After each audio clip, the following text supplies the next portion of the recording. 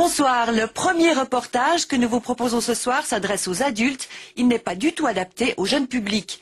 Ce soir, il sera en effet question de pornographie, un sujet délicat qui peut même paraître choquant, mais que nous avons décidé d'aborder car la sexualité crue est en train de devenir un véritable phénomène dans nos sociétés.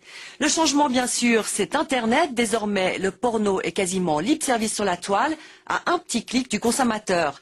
Alors, sans surprise, la cyberpornographie explose. Elle touche des hommes surtout, mais aussi des femmes de tous âges, de toutes conditions sociales, et certains amateurs dépassent clairement les bornes. Aujourd'hui, des médecins romans mettent en garde, le sexe virtuel peut entraîner de véritables dépendances. Les idées reçues, ce que l'on appelle les accros au sexe, ne se résument pas à des obsédés sexuels, ou disons plutôt que leur obsession est pour la plupart la conséquence d'une blessure psychologique, voire d'un traumatisme.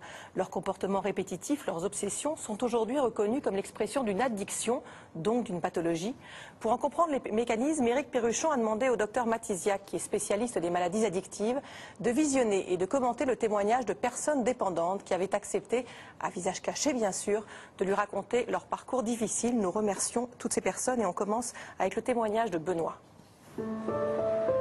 Site pornographique, multiplication des partenaires ou abstinence totale. À partir de quand les comportements sexuels sont-ils Pour les pathologiques? addictions aux produits, la dépendance, c'est quand on ne peut plus s'abstenir de consommer un produit, en particulier quand on ne peut plus s'abstenir quotidiennement et qu'on consomme régulièrement, quotidiennement et de façon importante.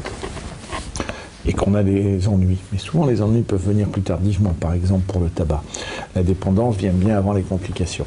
Pour d'autres produits, comme l'alcool, il y a une autre phase, qui est quand même une phase qui mérite des soins, qui est celle qu'on appelle l'usage nocif. C'est-à-dire c'est une consommation qui entraîne des dommages et qui précède la dépendance.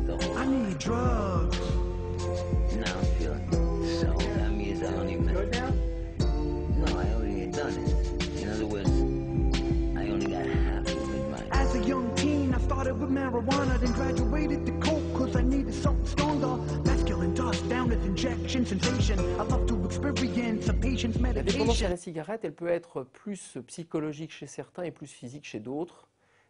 Et chez d'autres patients encore, elle peut être tout à la fois. Bonsoir mesdames, messieurs, et bienvenue à Découverte. On en connaît tous un adolescent ou un jeune adulte qui passe des heures et des heures sur Internet à jouer à des jeux vidéo. Ces jeux sont devenus très sophistiqués. Les plus attirants sont sans doute ceux qui nous permettent de créer un personnage, un héros qui évolue dans un monde virtuel, en équipe avec d'autres joueurs, et de contribuer à façonner l'histoire soi-même. Les participants à ce type de jeu en tirent certainement beaucoup de plaisir. Mais y a-t-il un risque réel de devenir Il faut être accro? comment pour être vraiment sous. Et la réponse, c'est tout se passe dans les cellules du cerveau. Les cellules du cerveau? Tu vois, chaque verre d'alcool que tu ingurgites, ça va te tuer 1000 cellules du cerveau. Mais c'est pas grave parce que t'en as des milliards d'autres. Les cellules de la tristesse meurent en premier. Et là, t'as un grand sourire. Ensuite, c'est au tour des cellules du silence. Alors là, d'un coup, tu te mets à parler très fort, sans aucune raison valable. Mais ça fait rien. Ça fait rien, tu perds les cellules de la bêtise juste derrière. Et tout ce que tu dis devient très intelligent. Et à la fin, c'est au tour des cellules de la mémoire. Celles-là, elles sont pas faciles à tuer.